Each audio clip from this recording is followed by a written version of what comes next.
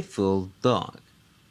A farmer once had a faithful dog called Teddy, who had grown old and lost all his teeth, so that he could no longer hold anything fast.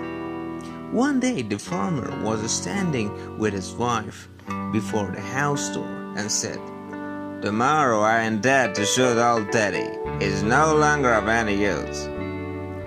His wife, who felt pity for the faithful beast, answered that he has served us so long and been so faithful that we might well give him his keep. "What?" said the man. "You are not very sure. He has not a tooth left in his mouth, and not a thief is afraid of him. Now he may be off. If he has served us, he has had good feeding for it." The poor dog, who was lying stretched out in the sun not far off, had heard everything, and was sorry that tomorrow was to be his last day. He had a good friend, the wolf, and he crept out in the evening into the forest to him, and complained of the fate that awaited him. Said the wolf, "I will help you out of your trouble.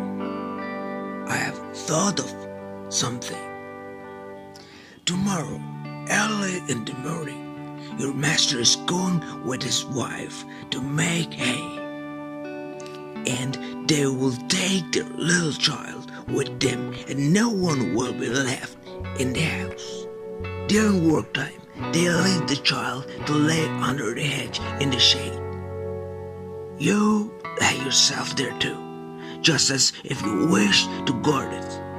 Then I will come out of the wood and carry off the child. You must rush swiftly after me, as if you would seize it again from me. I will let it fall, and you will take it back to its parents, who will think that you have saved it, and will be far too grateful to do you any harm. On the contrary, you will be in high favor." The plan pleased the dog, and it was carried out just as it was arranged. The father screamed when he saw the wolf running across the field with his child.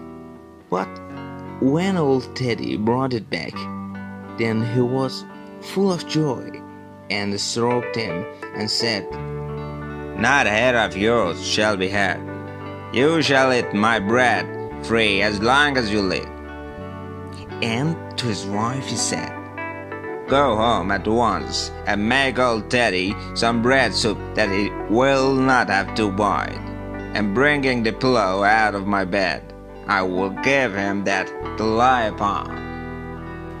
Henceforth, old Teddy was as well off as he could wish to be. Soon afterwards, the wolf visited him and was pleased that everything had succeeded so well. "But gossip," said he, "you will just wink an eye if, when I have a chance, I carry off one of your master's fat sheep. Do not reckon upon that," answered the dog. "I will remain true to my master. I cannot agree to that." The wolf, who thought that this could not be spoken in earnest, came creeping about in the night and was going to take away the sheep. But the farmer, to whom the faithful Teddy had told the wolf's plan, caught him and dressed his hide soundly with the flail. The wolf had to pack off, but he cried out to the dog, "Wait a bit, you scoundrel! You will pay for this." The next morning, the wolf sent the boar to challenge the dog to come out into the forest so that they might settle the affair. Old Teddy could find no one to stand by him but a cat with only 3 legs. The wolf and his friend were already on the spot appointed. The wild boar crept into the underwood, and the wolf jumped up a tree. The dog and the cat, when they came up, wondered that there was no one to be seen.